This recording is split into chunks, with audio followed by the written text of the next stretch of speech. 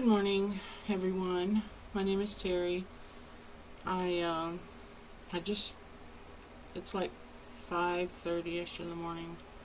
I've been up since 1:30. I have a lot of medical issues, a lot of pain, um, herniated discs and whatnot. So the main reason I got up this morning and stayed up was because I got up because I had to use the restroom, and then I stayed up because I was in so much pain I had to take a pain pill. But while I get up, I don't feel like going back to bed because of, you know, memories and whatnot in my head. And when you don't, if I can't just lay down and fall right to sleep, then I lay there and think about everything I've ever done wrong in my life. And that's not, do that, you just can't do that. It's not okay. Um, so I've lost two sons. I lost one to a horrific car accident, and I lost one to addiction. So today I would like to talk about addiction while I'm rolling some uh, bullseyes here for these crosses that I'm making. I like to decorate them with twine, and I'm using the white, and I have a roll here. I'm not exactly sure where I got this. I believe it was a flea market pick, and I probably got, a few of them for $1 or so. I don't pay much for anything. I'm a frugal, if you can call me cheap. This roll here I got from Amazon, and sorry, just looking to check my camera if I've got too much light or whatever. But I got this from Amazon. It's baker's twine. I don't even know how to put links in my description. But I've tried this one. I tried rolling this one. It's just not as tight as this smaller one is. A little bit different color also, but both of these are good. I mean, I'm going to have a lot of uses for this. Just not working out for me today, so I'm going to stick with this little one. But while I'm rolling these up, I'd like to talk a little bit about addiction. And I've been through it. I'm a non-active addict. I'm once an addict, always an addict. They tell you right away that you can never ever go to being not an addict anymore. I'm just not an active addict. So I was addicted. I was an alcoholic, or am an alcoholic, 100%. I drank to make myself feel better, and it worked.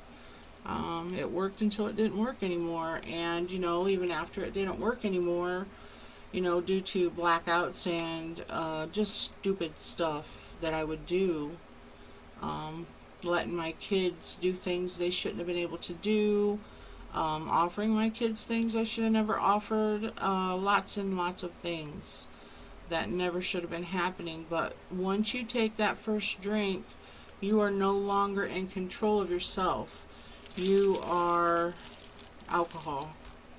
Every judgment you make, everything is due to the alcohol. And even if you know that while you're drinking, you don't care, because for me, you get sappy after you drink, somewhat, but and you start to think about things that you're doing and things that you've done, and a lot of times you get weepy, um, and sad. And it seemed to me like once the sadness started, I just couldn't drink at all anymore, because that's all that happened was sadness. So I stopped drinking in 2010. Um, I do have an occasional margarita if I go out to a restaurant, or sometimes a margarita or a daiquiri, some kind of fruity drink, and never more than two. I don't know how I got lucky enough to be able to stop myself, but I guarantee you, and I'm sorry, I have cotton mouth. I'm going to move the camera down to what I'm working on here in a moment. But I do have the sense in my head to know that I can't have more than two. So, an example, we went to a concert. We seen Five Finger Death Punch, Bad Wolf, 3 Days Grace, really good bands. But I drank. I got me a tall Bud Light, I believe, and I drank that, and it went down so smooth that I'm like, oh, I'm gonna have another. So I did drink the other, and at that point, I saw myself in the future.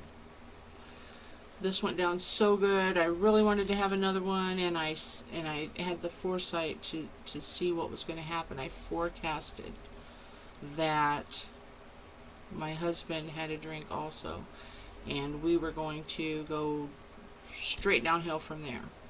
And I stopped, and I said to him, no, I don't think this is a good idea, so let's not do this. And he did not argue. He's an alcoholic also. He is a non-active alcoholic, the same as I. And I think together we do keep each other strong. Sometimes getting together like that is a bad idea, because one of us can lead the other one down really fast. But I don't know how I got lucky enough to have the ability. I mean, I've been through an extensive, oh my goodness, I went to prison for cocaine. Cocaine was my, I don't know, was my drug of choice. Alcohol and cocaine. I could do one or the other or both. But while I was in prison, I completed it was a 6-month program for, you didn't just go to classes, you lived it. They put us in our own dorm. We, not only did we have prison rules, we had, though it's called the Women's Recovery Academy, but we had their rules also. So, I do have that extensive knowledge in my head, and I am able to forecast. And forecasting has been a lifesaver for me, probably literally, and probably more than I know, than I realize. But I do have that. I am thankful that I have that ability to stop and say, hey, what are you doing? You're not going to do this. But a lot of people don't have that. And I just want to say that if you've never been addicted to anything, then you don't know. You just don't know. Addiction is it's a killer. It's a murderer. And like I said, I lost my youngest biological son to heroin. Well, it was fentanyl, but he thought it was heroin. And it is what it is. It happened. I can't change that, but I can tell you that his death wasn't just the day he died. His death started long before that. He became someone that I recognized because I had seen him like that for so long, but he wasn't my child. He wasn't the child that I had. So it changed him so much that we all changed. We all changed trying to help him. We tried to help him. Having been there, having done that, I had all this knowledge, and I was trying to give it to him, but he wouldn't accept it. So I kind of want to go through some of the things that you go through, while you're an active addict, while you're an active alcoholic. So, okay, so I'm going to roll this twine up as I go, and I'm going to point the camera down so I'm a little more comfortable. And I'm going to talk about, what happens when you start to use, and even what happens when you try to stop using. But for me, and I can only tell you my experience. I can tell you my experience with my son, but I can't tell you exactly, what was going on in his head, how things had happened, and whatnot. So back when I was very young, and a cigarette is a really good example. You think it's cool, so you do it, your friends, all your friends are smoking, you guys smoke too. You're all sharing your cigarettes in the alley before school, yada yada yada. Before know it, you have to have them. You have to. It's just the way it is. Started at a very young age due to my older siblings. When I caught them smoking, they would talk me into taking a puff and then telling me, well, you can't tell on us now, but if you've been addicted to cigarettes, then you do kind of know. You have to have that cigarette. If you don't have that cigarette, your body starts to change. I mean, your mind starts to change. You get grumpy, you get irritable. You know that you want that cigarette. I have so many, my fingers are oops, sorry. My fingers are so torn up. I don't know if you can see any of this. I know with the paint on my fingers, but from all this crafting and all this pandemic washing of the hands, and the hand sanitizer, but everything sticks to me so bad, so I try to get this glue and twine off. Ouch! And anyway, I started smoking very young, and I had to be around kids that were cool like me, because I had to be the coolest, but I was never comfortable in my own skin. So when I got to be about 11 years old, I found alcohol. And I realized that, oh my gosh, I feel so good when I'm drinking. This is the best I've ever felt. I can talk to people. I could talk to boys. I was just so, and I was intimidated by other girls, like, oh, she's pretty, and oh, she's gonna judge me if I don't wear my makeup just right, or my hair's not done right, And when I would be approaching my friends, I'd be thinking, oh God, they don't even want to see me, they don't like me, yada yada. When there was absolutely no reason to ever think those things. But when I was drinking, I was like, hey, there's my friends, yay, here we are. And I could flirt with boys and, whatever. So at 11 years old, it was a anniversary for my parents. It was an anniversary party, and they had champagne there, and I was sneaking drinks. There was a lot of adults there, but nobody really paying a lot of attention when they get to drink. When they get to drinking, when people get to drinking. So nobody really paid a lot of attention to me, but I remember my sister and her husband asked me if I wanted to come and spend the weekend with them, and I was like, heck yeah. So I grabbed a bottle of the champagne, and in the car, and I just remember feeling so good. And my brother-in-law had been drinking, my sister had been drinking, and they're like, Terry, are you all right, drinking like that? And I'm like, oh yeah, I feel really good, and they both said, all right, it's okay. So it came to, I'm getting permission from the adults that are in charge of me. Dang, these things are sticking to me so bad. The twine itself sticks to these rough patches on my fingers. But anyway, so an alcoholic was born right there and right then, My dad was a binge drinker.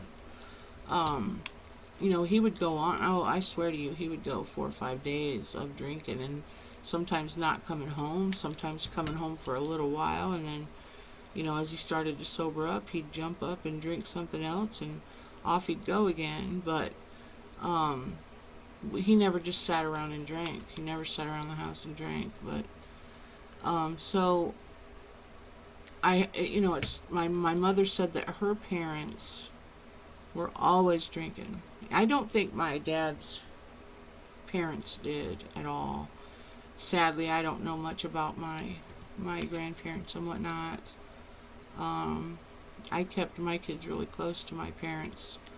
Because of that, I didn't want my kids to grow up not knowing my parents like I did, not knowing theirs. In all fairness, my mother's mother passed away when I was about a year old, and that changes the dynamics of a family, because when the matriarch dies like that, you kind of lose a piece of cement, because I think women are more likely to stay around their families than men are.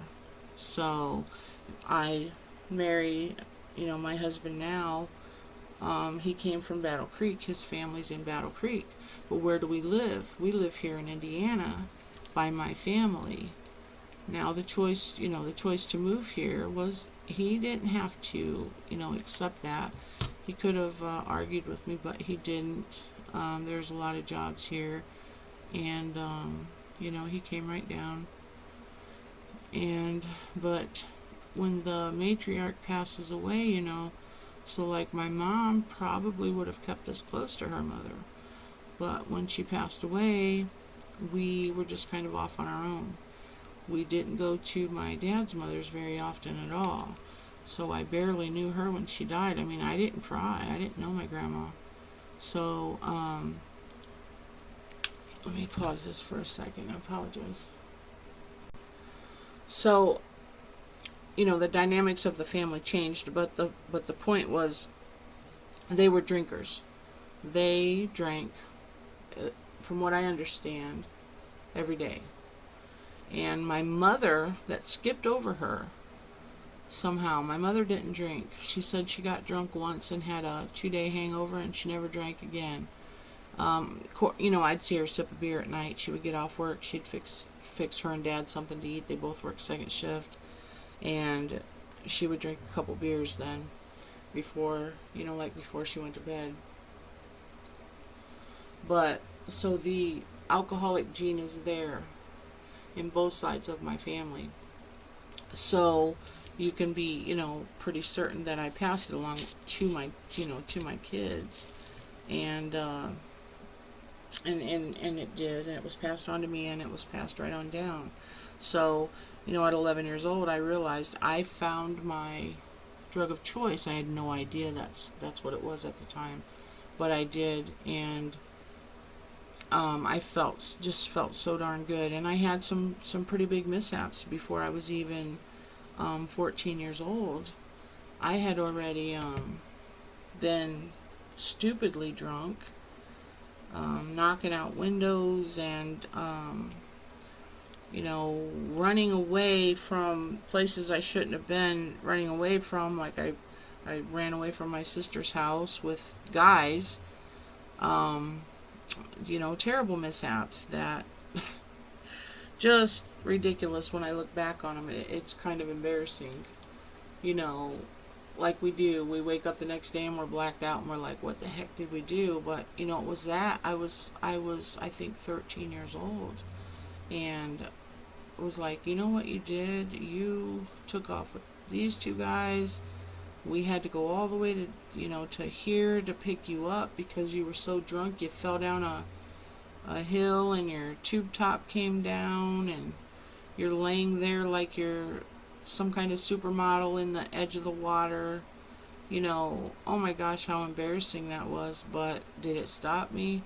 No, it did not. So, 13 years old, I'm already, halfway there. But by the time, I was introduced to cocaine when I was 16. I was already married. I got married at 14 years old, if you can wrap your head around that. I still can't sometimes, and it was me. I thought I knew everything, and I got pregnant. I was 14 years old, and my parents, instead of just, keeping the baby, helping me raise the baby or whatever, they let me marry this guy, and he was 19 at the time, and I think he turned 20 before I turned 15, but we got married.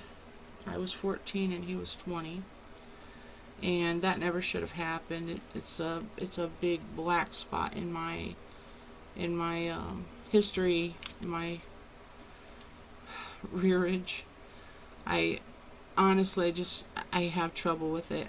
I get so angry sometimes at my parents because, what kind of life could I have had if I just would have had the baby and stayed in school and whatnot. But no, I dropped out of school. I was 14 years old and my parents allowed me to drop out. Um, and by the time I was 20 years old, or at 16, I told you I did my first line of cocaine. But by the time I was 20, I was drinking about every other weekend, and cocaine whenever. You got it, I'll do it. Um, yeah, it was pretty much, I did everything. I did acid.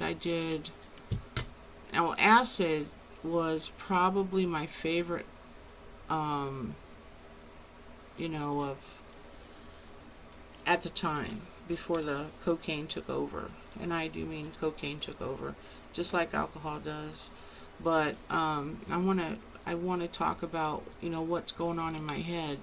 So I do a line of cocaine, and all of a sudden, I'm not shy anymore, just like the alcohol. I talk, talk, talk, talk, talk, and I feel comfortable doing it, where before I would just sit there all shy and all, oops, I got stuck there just that fast. Um, like, oh my God, I can't, I feel so stupid. I'm, in a house full of people, everybody's partying, and I just feel so dumb until one of those drugs got in my system. And once the drug got in my system, I'd start mingling, and I'd, say, life of the party. It's a classic story. There's no, my little spiral here. There's no difference here between my story and every other alcoholic in the world, probably. But you just feel good. You start to mingle. You are the life of the party, and the next day you wake up with a headache, and you're like, "What the heck did I do?" And it, but it becomes your way of life. You don't care.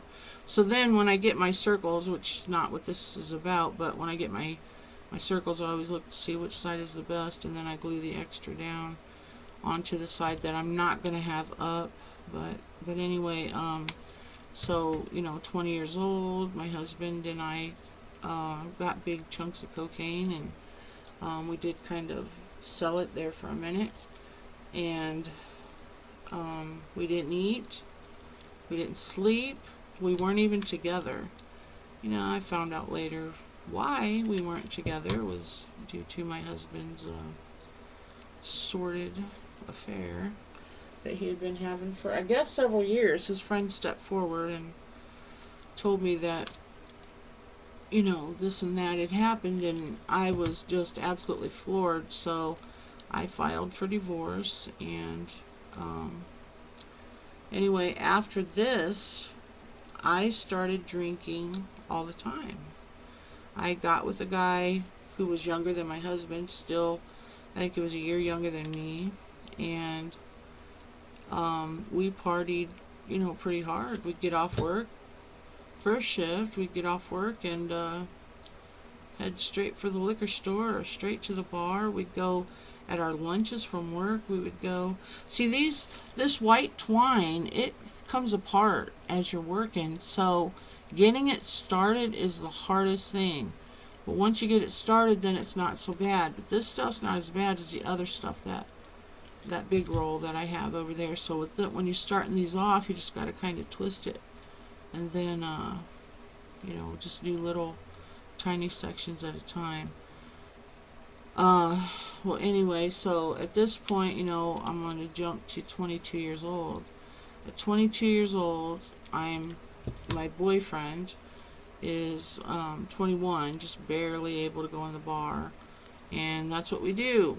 We go to work during the day. We work in the same place, and we hit the bar at lunchtime. Have shoot down a couple alcoholic drinks, and then go back to work, finish out the day, and then either hit the bar or the liquor store on the way home. And so the alcoholic matured to alcohol almost every day.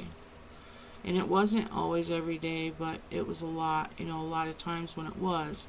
So if we're sitting at home playing the Nintendo, I remember the Nintendo just came out, and somebody would come over and, automatically grab a beer, company here, and it just made me feel so much better.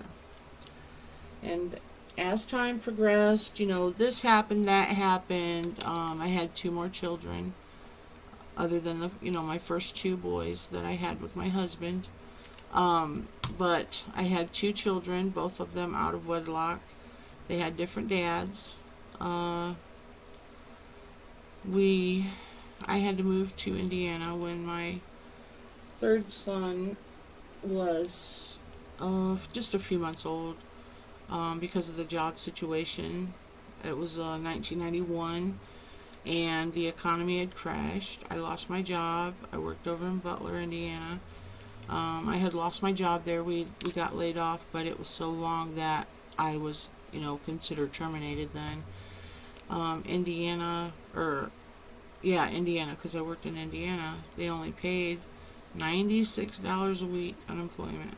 $96. Let me say that a few more times. $96 a week for unemployment. So I'm busting my butt, when I was pregnant even, trying to find a job, and nobody would hire me because my belly's, out to there. And there's something wrong with this one. And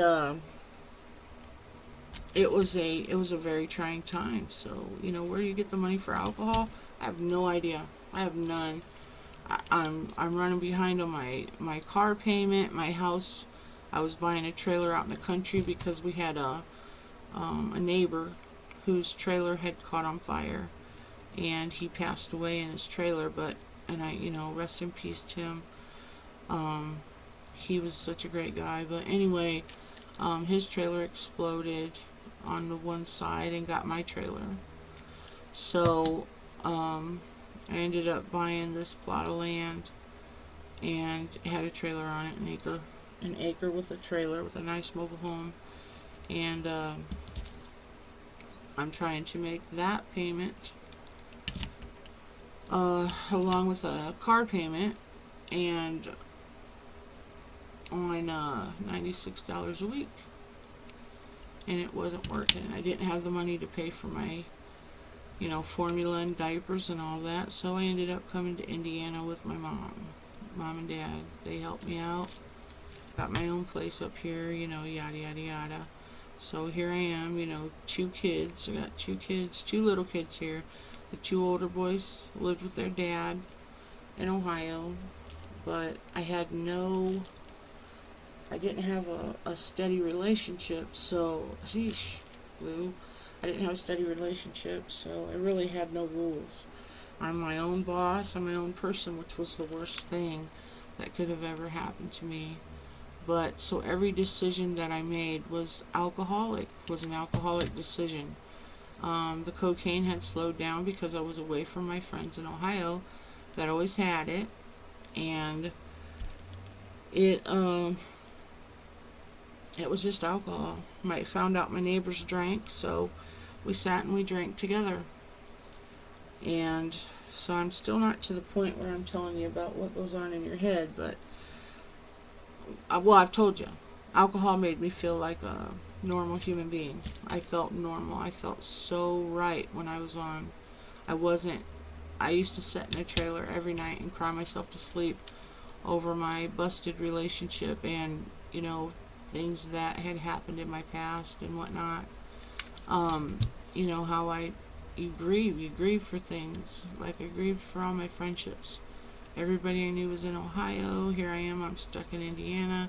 There's still no jobs in Ohio, but there's a ton of jobs here. So it wouldn't make any sense to move back. Well, that's when I met the Hispanic guy that I dated. I dated him for several years, but he had the cocaine, and they all drank. His whole family. Everybody just sat around all weekend long. We drank all weekend long. Somebody would pull out the Coke, and then I never had to pay for it. I mean, I never paid for it. And, but I did it, every single weekend. And it got to the point where that's all I wanted. I wanted that cocaine. So when I would go over to his house, everybody'd be drinking. I knew somebody was going to whip it out. But his older, the much older uncles didn't do that stuff. So it was always wait for them to either go to bed, or they would go somewhere else because they knew the younger guys were going to start, whipping that shit out. They didn't want to be there. Music would get loud, people would fight,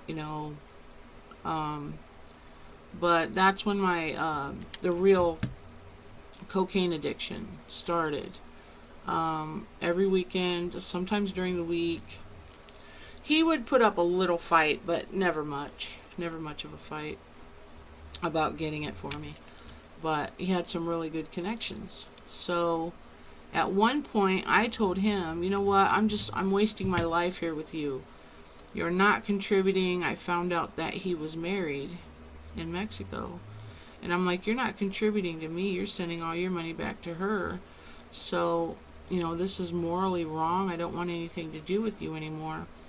I said, unless you're going to, if you're going to divorce her, then, we're not going to be together, because I need someone to help me. I have 2 little boys.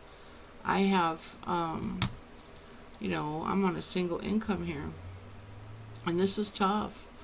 And so he's like, oh no, give me some time to, think about things, and, yada. No, you don't think about things. If you love someone, you love them.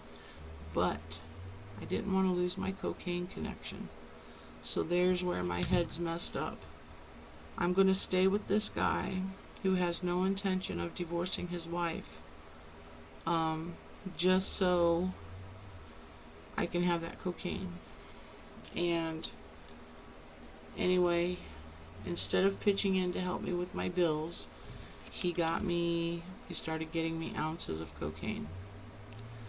And at first it wasn't the greatest stuff in the world, but he told me, I was like, dude, I don't want to deal cocaine. I don't want to do that. And he's like, listen, you have all these people over here, these boys. They were all over age, but they were young, 20-ish, and or more. I don't know exactly. But he's like, you got them over here all the time. They were coming over and asking this Mexican guy, and I can even say his name because it wasn't his real name, but Carlos, everybody called him, and having him go over to pick them up some stuff, some cocaine. So he said, you'll have it here. We don't have to go anywhere because you already have it. And look at how much money you can make. So you'll have money to pay your bills, yada, yada, yada. Well, nobody thinks about, and you're going to become a hard addict and fuck your life all up, Nobody tells you that part. But as, I agreed to it. And I was really reluctant. I'm not just saying that. I'm not just saying I was, I was reluctant. No, I seriously was. I did not want to do that. But then I got to thinking about it. Well, I can have all the coke I want then. I don't have to worry about him anymore. All he's going to do is his cousin was going to be the middleman to this other man who had the coke. So, and I'm not shitting you. I was getting this stuff. It was the best stuff I'd ever in my life had done. And I knew that those guys that were coming down and buying it from me were cooking it up. And they told me, this is the only stuff around here that you can cook up. They were cooking it up and smoking it, that you can cook up. And you get a bunch of it. It doesn't all burn up because of the cut. And one day I sat down and I tried cooking it up. I thought, well, I want to see what it's like. Oh my God, that was the worst thing that I ever could have done. Ever could have done. Because that was so highly addictive from and I had heard that when crack first started, you start hearing about that. I was working with the guy, my last relationship in Ohio. I was working with him, and they were saying, oh yeah, if you do crack one time, you're going to be addicted. And everybody just believed that. Oh shit, I don't want nothing to do with that, or, whatever. Well, I took one hit off of that and I was done. I was over. Stick a fork in me. I'm finished. Because, and I'm not going to glorify it. So I was, at that point, I was finished. So it was the beginning of my major downfall. And, I'd had minor downfalls with alcohol and whatnot before, but, this was nothing like that. I drank every day. I drank every day of my life. And I had I bought a case of beer, sometimes every day, or every other day. I drank it. We drank every single day. And all of a sudden I have beer in the refrigerator for 6 months, a case of beer that I had opened. I took a can out and sat the can down and never drank it. So I had a whole case of beer in my refrigerator for 6 months. And when I opened up the refrigerator door one day, I was like, look at that beer sitting there. And, well, all I did was sit around and sip water. You don't eat, you don't do anything. The weight was just falling off. And that's why your first sign when somebody's doing drugs is that weight loss. But anyways, you just sit around and sip water and talk like I'm talking now. But you talk and you talk and you talk. And you talk about the strangest things.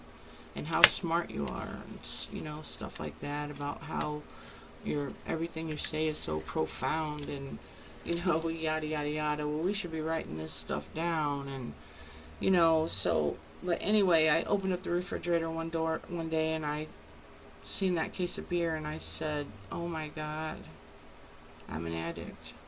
I'm addicted." Because I hadn't touched my beer for 6 months, and look at that! Isn't that pretty? Turned out so nice. That's school glue and paint. There's another tutorial that I did about how to do these, but anyways, that's when I knew I was in trouble with the addiction. But even though I knew it didn't matter, because cocaine and alcohol had become my life. Inside my head, all I could think about was where that next hit was coming from. How am I going to, when am I going to get that next hit? Never went more than 2 days. But those 2 days were pure hell. I wanted it so bad. I didn't know what to do. I would have these dreams.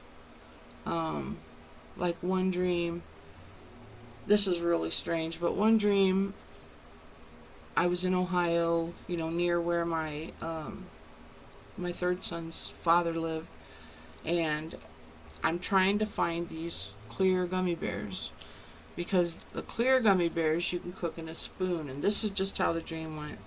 You can cook them in a spoon and they cook up really well, but if you get the colored ones, they don't work.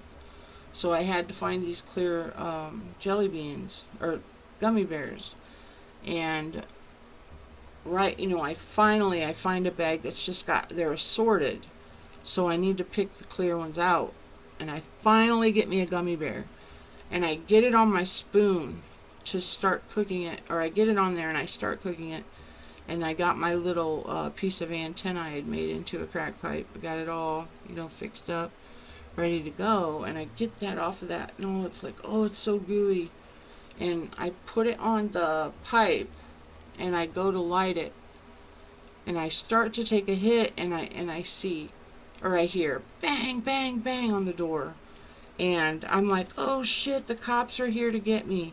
So I hurry up, and I take that hit, and I suck that in, and I wake up, and where did my hit go?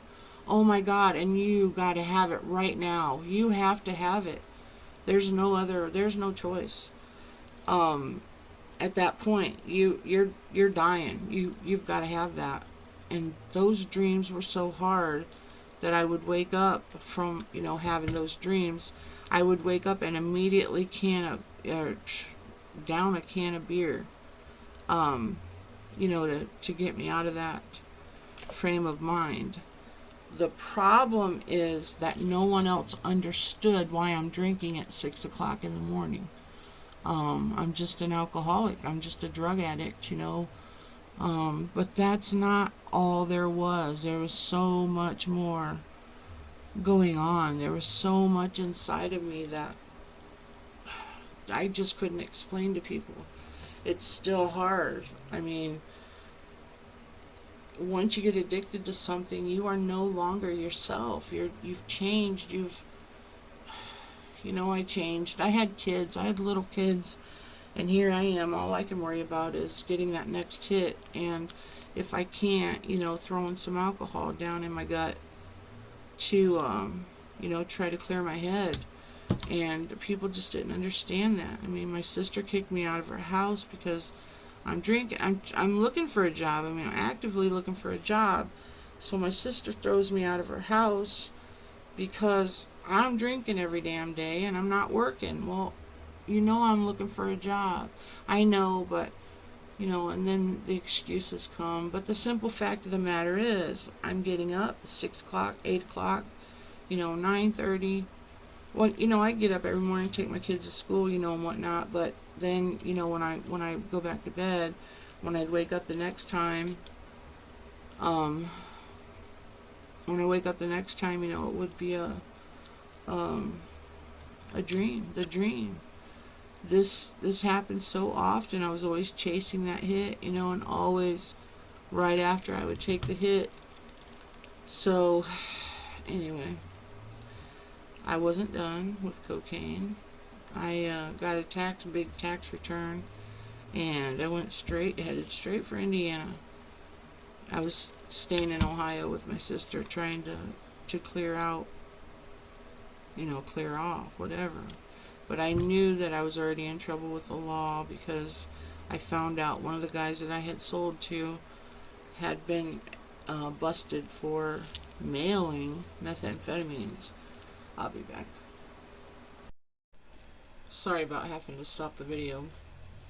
I had a pretty busy day yesterday. The only time I seem to have a lot of peace down here is like now. It's 5 in the morning. Get up early before everybody else wakes up and gets a hold of me. This is what I did while I was, or the thing that I was working on, the spirals yesterday. And I finished this up last night when I got home. Isn't that really pretty? I use glue to crackle the paint, which I think I've already mentioned. But it makes it definitely gives it a different look to it when you do it that way. They have stuff that you can buy called Crackle. I believe it's called Crackle from Art Deco, I believe. Is that correct? Or Folk Art? I'm not sure. I have some here. It was really old. I used it once and I was like, oh my gosh, that is so awesome. Where have you been all my life? And, yada yada. But I had actually scrolling through crafting things on YouTube and came across something about Elmer's school glue using the crackle effect, and I remembered we learned that in school a long time ago. So I refreshed my memory, and that's what this is what I turn out with. But okay, so anyway, I was kicked out of my sister's house. Two little boys, they were 6 and 8, and I had them in school there in Ohio. I was driving them to school every day. I had a friend, an old friend, that had an apartment open. So the boys and I shuffle in there. I have no job. I use the rest of the money I had from my income tax to give her, first month enough to get in there. I was supposed to make payments on the rest, but I could not find a job. I had an interview at Dollar General. It didn't pan out. Um, I was trying so hard. There was nothing in Ohio at the time to work. You know, to it wouldn't even have been enough had I gotten that job at Dollar General. There was nothing there to sustain me and my two children. But um, I was having the dreams. I was having the drug dreams. I kept what money I had, though. I didn't go back to using the cocaine. I didn't go back to buying any. I was trying so hard to stay clean. But I was drinking. I mean, I was really, really drinking. I was drunk. I spent my whole time in that town drunk. The whole time. Um, I'd like to mention that I left out a bit there in the center about first of all, my youngest biological son, his dad, and I we didn't really get to know each other very well. It was kind of oops, I got, you know, careless and got pregnant, and we didn't really have a relationship. We didn't know each other but maybe 2 weeks. So there's that. And then I also left out my ex-husband, my second husband. He and I had whew, one of those relationships. But we drank. We drank every day. And the two of us did. We drank together.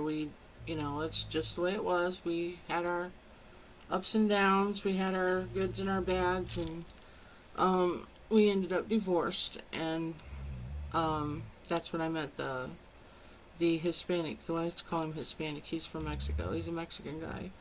That's where I met him. That's when I met him afterwards. So I don't want to leave that little part out, but he was a really good dad to both of the two younger boys. But we were just drunk all the time. The relationship couldn't carry on that way. So, so my nephew had gotten busted, and I was his dealer. So he had introduced me to the guy that busted him. So when my nephew got busted, he got busted for selling the guy grams,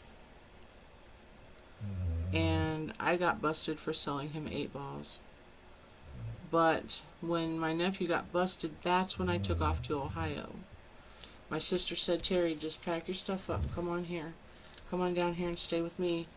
You're going to get arrested. You're next, yada yada. And that's what happened. So now I'm on the downside of this. I have another sister in Ohio, and she didn't offer to let me and the boys come and stay with her. And, why would she? I'm just an alcoholic. Yeah. I was very hurt. I was very hurt over this whole situation. But no one understood me. No one did. And it's hurtful to this day. It really hurts me the way that this thing played out. My sister, one of my sisters had passed away, the one that had invited me to live with her. She passed away, and I never did really tell her how much that whole situation hurt. But anyway, so I'm full-fledged alcoholic. I'm a full-fledged cocaine addict. I have no choice now because I can't find a job. I have no choice but to come back to Indiana. So, I got drunk like I always did. I got up in the next morning and took my kids to school. And I came back and went to sleep like I always did. And I had a dream. I was on the 3rd floor of this apartment, so I had a dream that the boys had went down the steps before me, and I could see through this door that they had gotten into the car with someone, and I'm trying my damnedest to get down those steps and get running out the door. And when I get out there, they're both in the window, the back window of that car, and that car's driving away, and I'm screaming, "Stop! Stop! Give me my babies back! Stop!" And both of the boys are looking at me with these big, terrified, uh, terrified looks on their faces. And that dream snapped me up like, oh my God, what just happened? And I realized, it's just a dream. But it wasn't. I started packing up my car and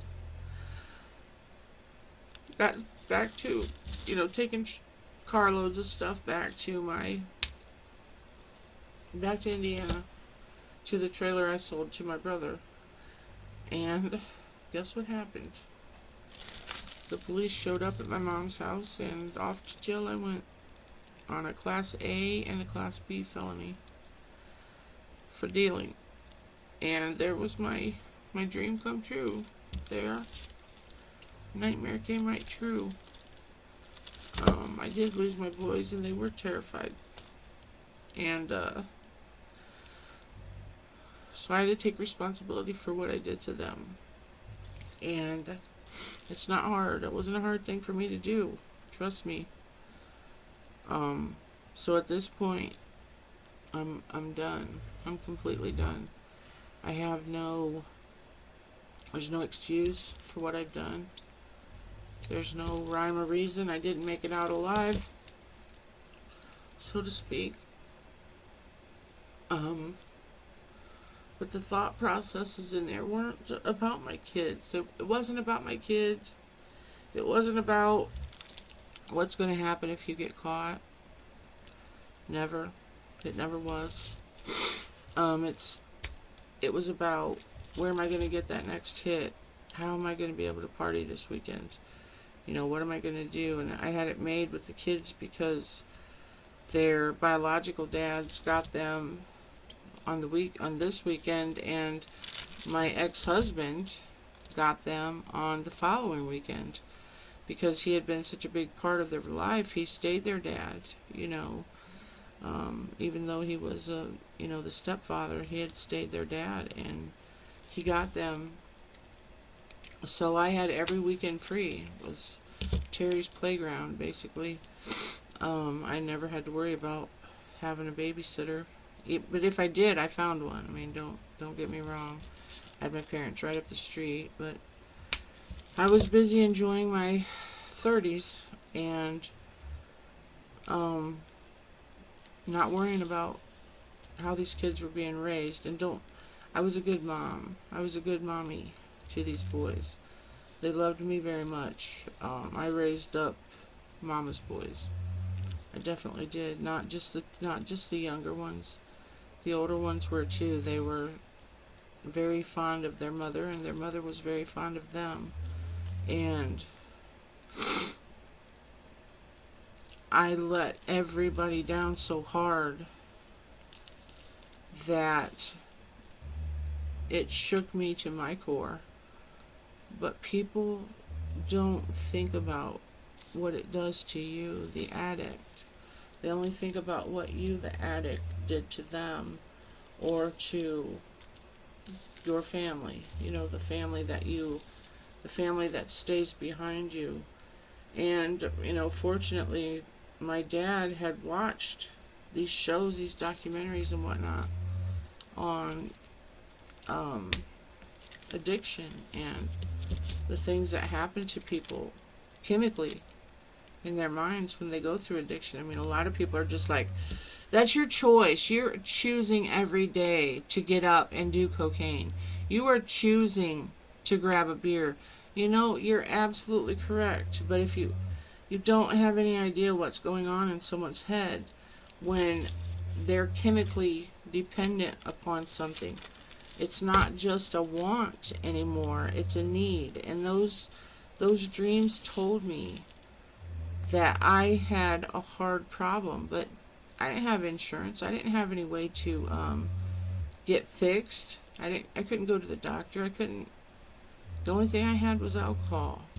And so I originally replaced the the alcohol with cocaine, and then, well, I drank in the first place because I have serious major depressive disorder, undiagnosed, of course, because I'm so damn young. And, people, when you get in a bad mood or a sad mood, and people just say, well, just get over it, or, bounce out of that, or whatever. And they don't realize it's a chemical problem. You have a chemical problem. And not everybody who gets into drugs has that problem. Sometimes it's a recreational problem. It's just recreational. You go out with your friends, somebody busts out the crack pipe, and the next thing you know, you're, all your hair's falling out, and your teeth are rotten, and you're skinny because you haven't ate for 2 weeks, but you don't see that. You don't see that turmoil inside. You don't see that fight. God damn it. You feel like you have to have that. Like, everything is wrong. Everything in this world is so wrong, and nobody understands you. And you just gotta have that next hit. Well, people don't see that. They just see you trying to get over on them, or being lazy. You're just an alcoholic. You're just worthless. You don't want to work. You don't want to be clean. And it couldn't have been further from the truth in my case. And the terror of this whole thing is that I had to watch my kids. I had to watch my kids grow up from someone else's point of view. I went to prison. I got taken away from them. They got taken away from each other. And they got taken away from my parents. And there was nothing I could do. I sat there helplessly. And you can say, well, you shouldn't have got yourself into that situation in the first place. And that's what I'm talking about. You don't understand. If you don't understand it, you don't understand it. There's no rhyme or reason as to why. I couldn't just stop. I couldn't just stop taking that hit. And even at this point, in my mind, I don't know why. I have no idea why. I'm just a worthless alcoholic. I'm just a worthless drug addict. And I felt that way as well as everybody else. But fortunately, like I said, my dad had watched those shows, and he knew. He had already talked to me about my oldest son had done something, stolen money from me. And he was talking to me about it one day. He said, Terry, do you know when they get addicted to drugs like that, they can't help it. He went through the whole thing. He said it causes this chemical rift, in your brain, and you become physically addicted, and then they'll steal from anybody. It doesn't even matter who it is. And we had been going through that. Well, my dad didn't realize when he was talking to me about it that I was already the addict, that I'm the one that my son basically got it from. It was me. It was my fault. It wasn't my fault that he had gotten on drugs. It was my fault, though, that I was around it, that I had him while I was around it.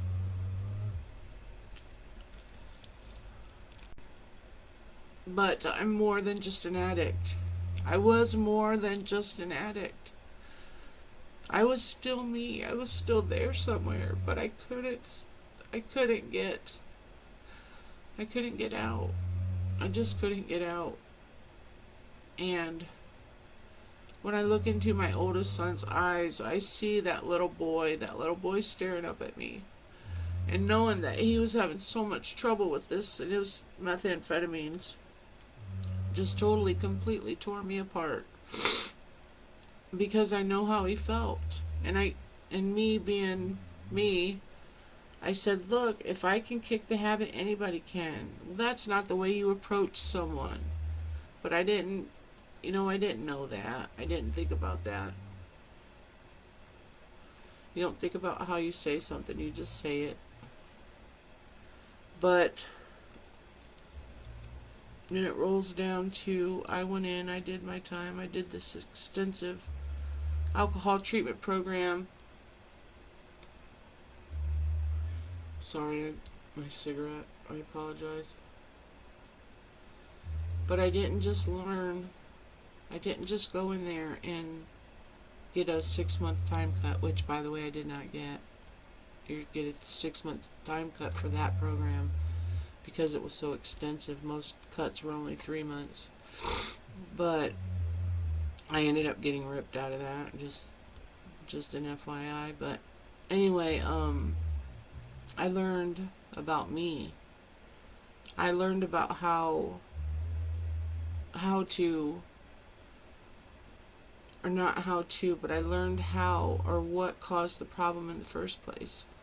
I learned that no matter what happened to cause that problem in the first place, whether it was my upbringing or lack of love from her or lack of participation from him, it didn't matter.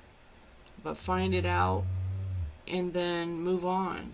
You take responsibility and move on. But I learned about myself, where I learned that I wasn't just a worthless addict. I learned that I did have a problem, that I did start off self-medicating. I have anger issues. I have anxiety issues. I have an inferiority complex. Terrible low self-esteem. And it doesn't matter who caused it. It did. Only for a minute. To find out, what did happen to you when you were growing up? What caused you to be this way? But then once you identify that problem, then you're like, okay, what do I need to do now? Do I confront that person? Is it even worth saying, hey, do you remember when I was 10 and I asked you if I could da-da-da and you told me how stupid that was? Do you know how you made me feel? And then every time after that. But it taught me to identify that situation. It taught me to identify the triggers that were going to happen in my life every time I come around that person. Every time I start to feel that way, what I can do to reverse, get out of it, put it in reverse and drive right back out of that situation.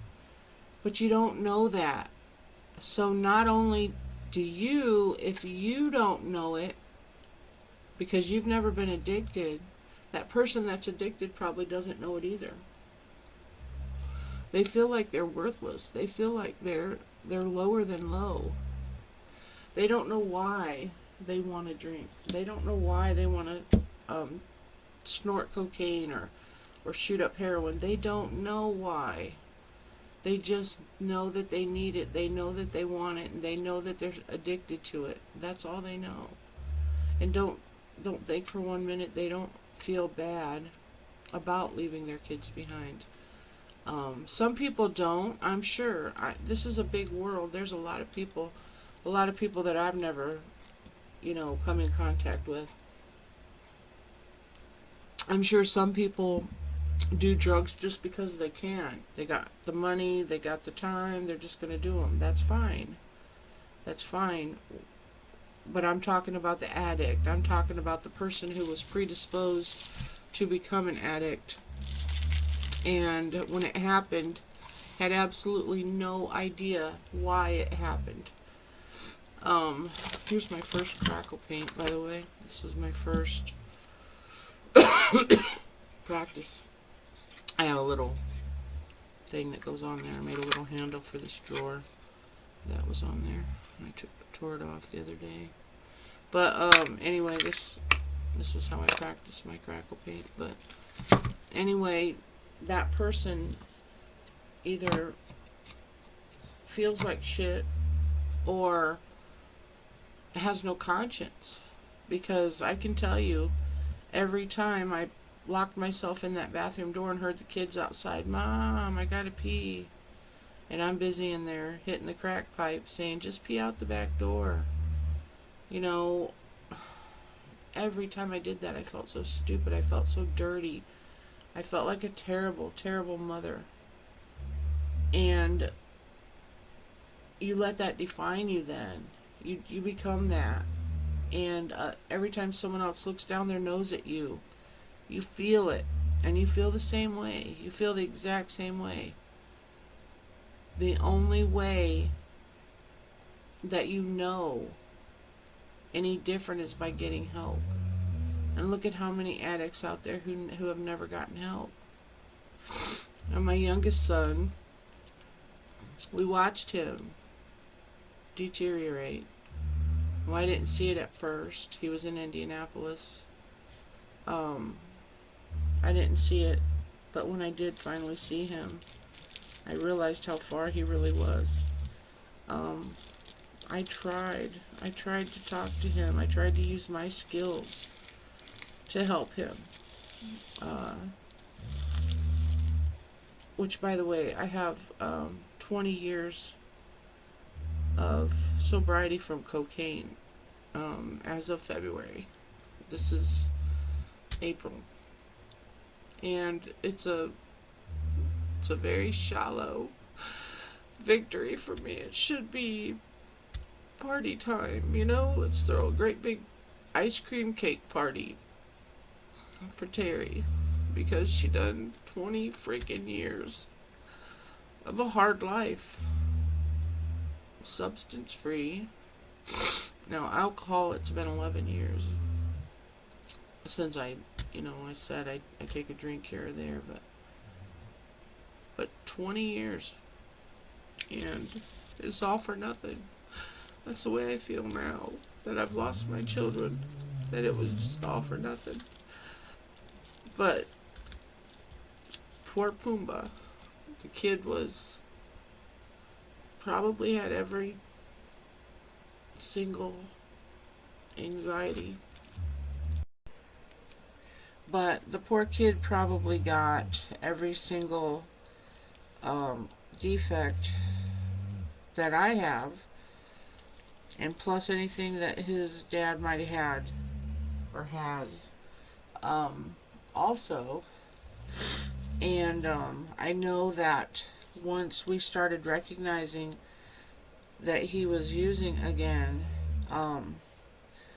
we tried to fight him. I mean, we tried so hard to fight him.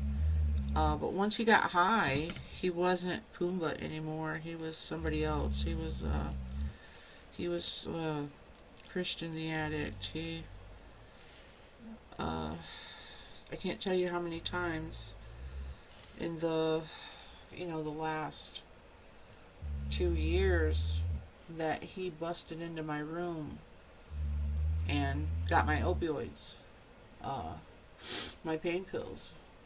And that's another thing, that I am fortunate enough to be able to use at this stage in my life. I've been on opioids since 2011. Well, since right before Rodney had passed away. But for some reason they don't affect me the way that they do other people.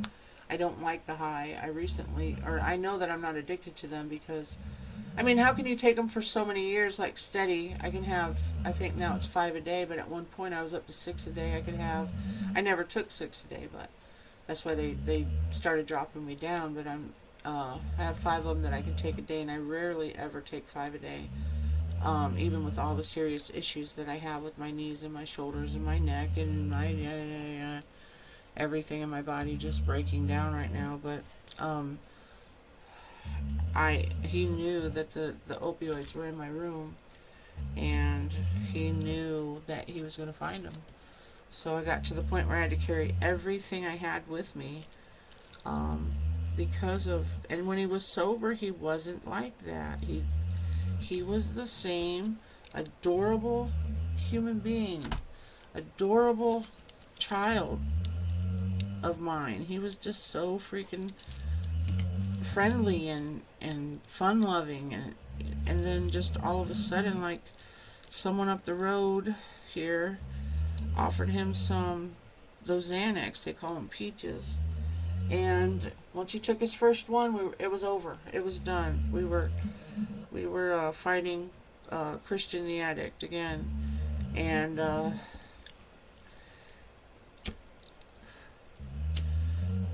sorry, we had a hard time getting Pumbaa back. Um, see, these flowers turn out so cute.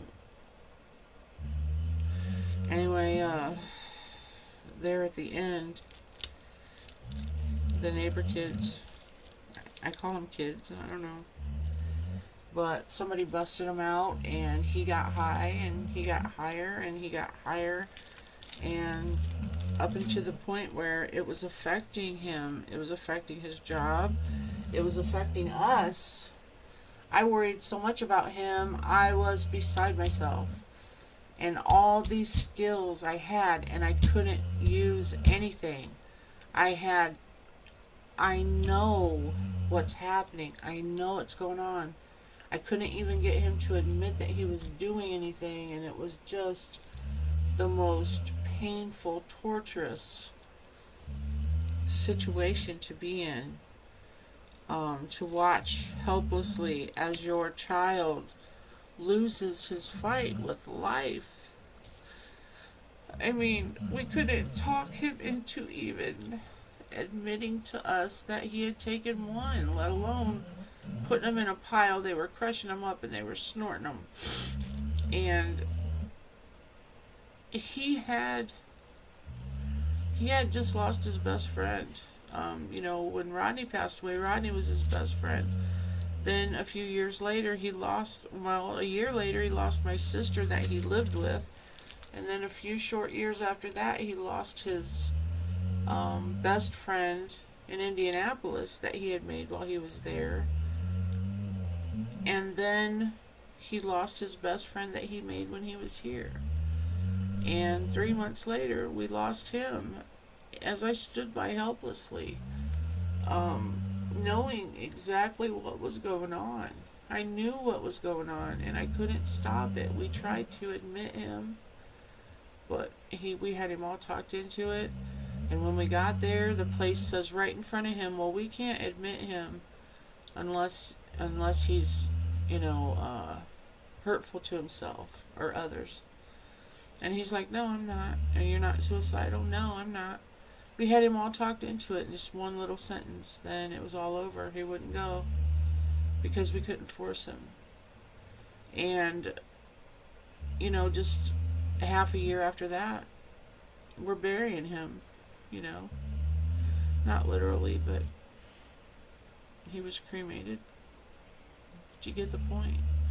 I seen it in his eyes. I'd never seen ever before a human being that looked so sad.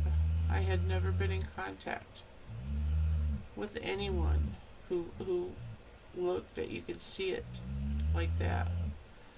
I knew myself. I could see myself reflected in his eyes. But he just wasn't there. He was so sad. Mom, why does everybody I love die? I said, I don't know, baby. A week later, he was dead. So, what's inside of a person doesn't change because they use a drug.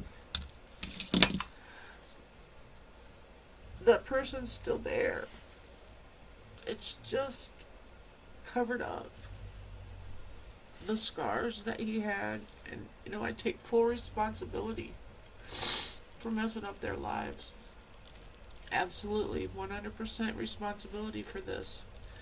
I tried to make myself feel better by saying things like, I know I messed you guys up, but now it's time, you gotta take responsibility.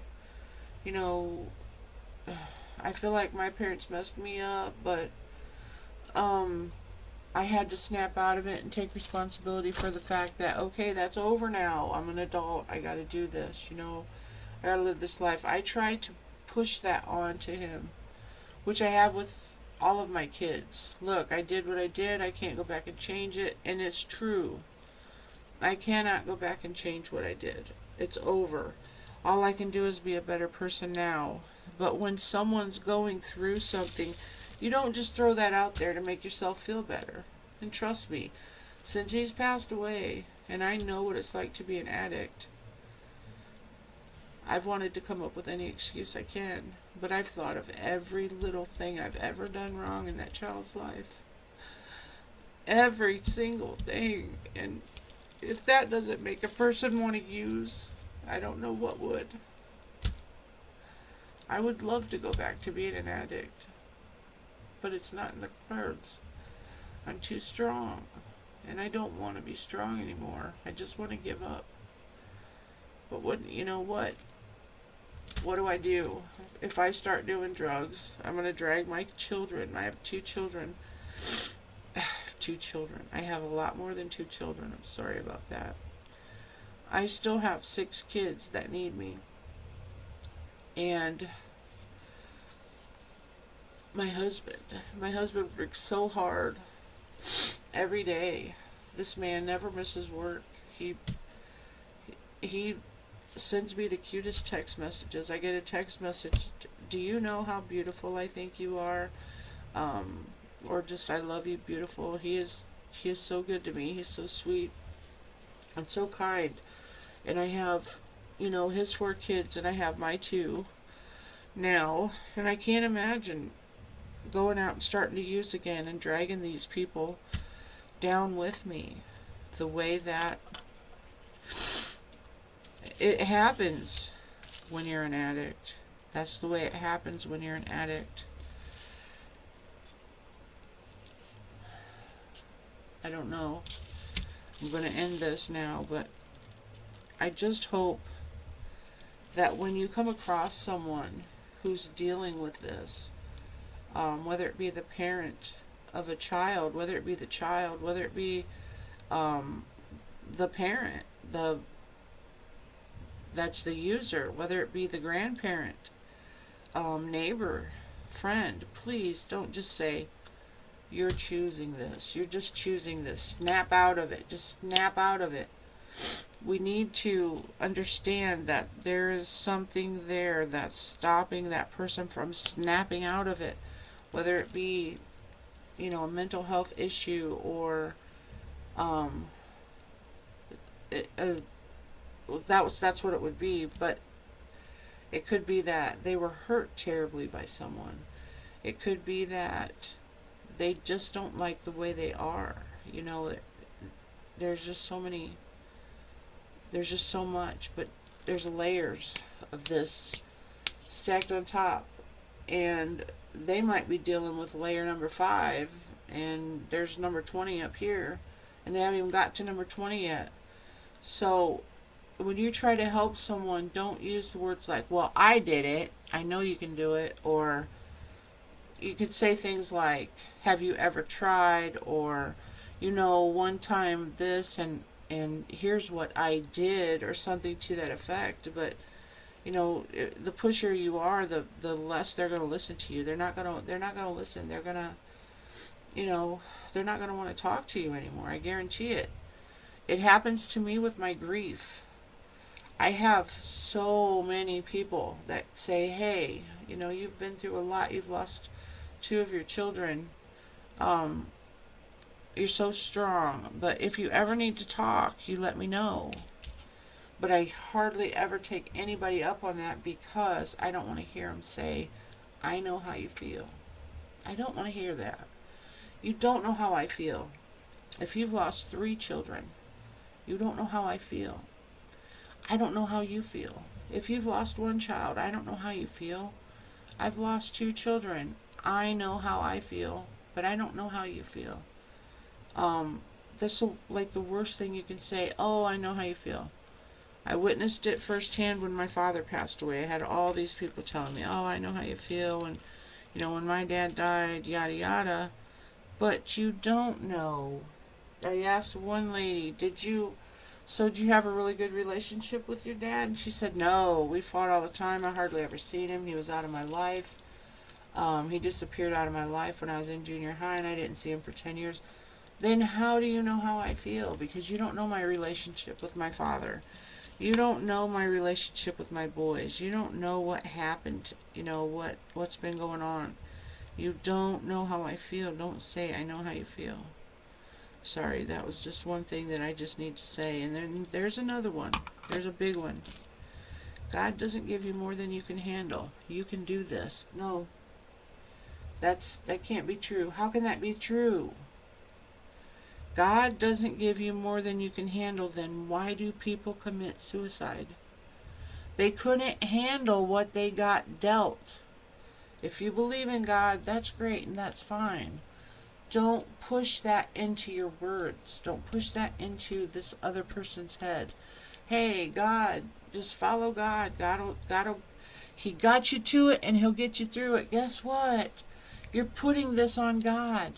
So I don't want to believe in God.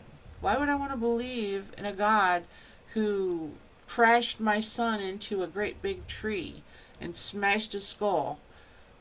Why do I want to put God in that situation where I'm buying a casket while other people are buying birthday cakes or graduation cakes or whatever for their child? I'm putting mine in the ground. Why do you want to insert a God in there? What purpose do you have for that? It's not okay. And it's okay if the person you're talking to believes in God and wants to believe in God and their faith hasn't been shook. It's fine, but you still don't want to put God into that situation. Just come up with a better, look it up. My goodness, we have Google. I love Google so much. What can I say to a grieving mother? Or what can I say to someone who just lost their parents? Try to think about, because that's all I do now, is think about every bad thing I've ever done, every stupid thing I've ever said. I would love to go back, which of course we all would at some point in our life, but I would love to go back to the day before Christian died so that I could take those stupid things I said away from. Just take them back. Just take them back. I told him how much I loved him. I made him take his coat off and show me if he had needle tracks. Because I was so scared. I lost my Kleenex. I got wet my eyes with my shirt. I was so scared. I didn't realize he had already had the heroin, or I never would have let him go downstairs. I would have beat him up. I would have fought him for it. We would have been a tumbleweed of arms and legs, because I would never have let him go back down in that basement. Here in this basement. But please, when you come across an addict, when you come across someone, they're fighting for their lives. They don't even know it. They probably don't even know it. I almost guarantee. And if they do know it, they're already in turmoil about it. So please be kind. Please watch what you say. Thank you so much for watching. I'm sorry about all the crying. This helps me. Whether anybody ever sees it or not, it still helps me. And to all my kids, I love you guys so much. If you ever have a problem, come to me. Come and tell me. I'm not going to judge you. I love you. I love you with all my heart. Thank you for watching. Please click like and subscribe.